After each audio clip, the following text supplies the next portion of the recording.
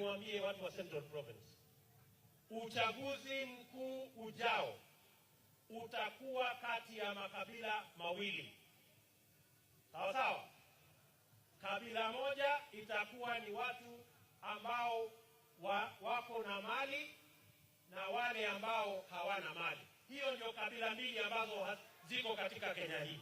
Msidanganywe ya kwamba ati kutakuwa uchaguzi kati ya Mkikuyu na Mjaluo na Mkalenjin na Mluya.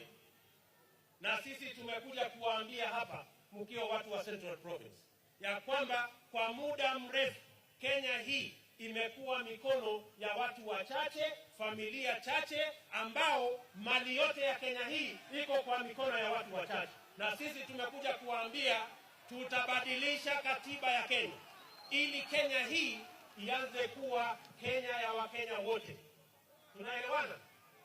Tunataka nafasi zilizoko, kama ni ya kutafuta mali, kama ni ya kutengeneza mali, Wakenya wote wawe na nafasi sawa ya kutengeneza mali na kuendesha maisha yao.